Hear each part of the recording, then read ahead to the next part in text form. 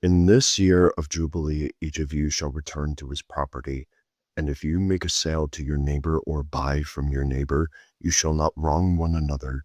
You shall pay your neighbor according to the number of years after the Jubilee, and he shall sell to you according to the number of years for crops. If the years are many, you shall increase the price, and if the years are few, you shall reduce the price, for it is the number of the crops that he is selling to you. You shall not wrong one another, but you shall fear your God, for I am the Lord your God. Therefore you shall do my statutes and keep my rules and perform them, and then you will dwell in the land securely. The land will yield its fruit, and you will eat your fill and dwell in it securely.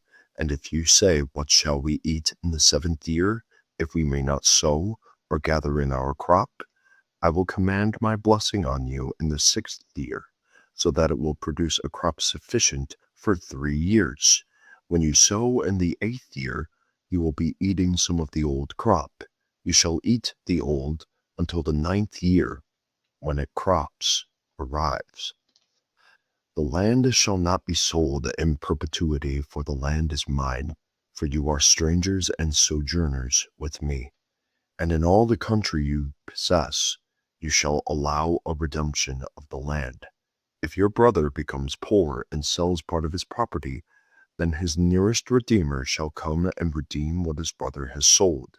If a man has no one to redeem it, and then himself becomes prosperous and finds sufficient means to redeem it, let him calculate the years since he sold it and pay back the balance to the man to whom he sold it, and then return to his property.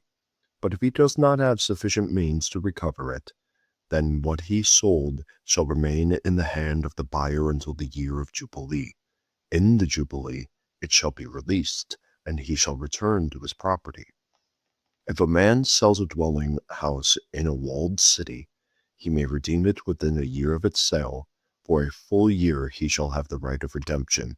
If it is not redeemed within a full year, then the house and the walled city shall belong in perpetuity to the buyer. Throughout his generations it shall not be released in the Jubilee, but the houses of the villages that have no wall around them shall be classified with the fields of the land. They may be redeemed, and they shall be released in the Jubilee. As for the cities of the Levites may redeem at any time the houses and the cities they possess, and if one of the Levites exercises his right of redemption, then the house that was sold in a city they possessed shall be released in the Jubilee. For the houses and the cities of the Levites are their possession among the people of Israel, but the field of pasture land belonging to their cities may not be sold, for that is their possession forever. If your brother becomes poor and cannot maintain himself with you, you shall support him as though he were a stranger and a sojourner, and he shall live with you. Take no interest from him or profit, but fear your God, that your brother may live beside you. You shall not lend him your money at interest, nor give him your food for profit. I am the Lord your God, who brought you out of the land of Egypt to give you the land of Canaan, and to be your God.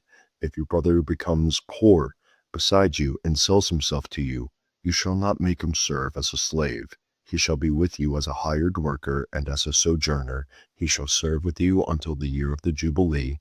Then he shall go out from you, and his children with him, and go back to his own clan and return to the possession of his fathers. For they are my servants whom I brought out of the land of Egypt. They shall not be sold as slaves. You shall not rule over him ruthlessly, but shall fear your God. As for your male and female slaves whom you may have, you may buy male and female slaves from among the nations that are around you. You may also buy from among the strangers that sojourn with you and their clans that are with you, who have been born in your land, and they may be your property. You may bequeath them as to your sons after you to inherit a possession forever. You may make slaves of them, but over your brothers, the people of Israel, you shall not rule one over another ruthlessly.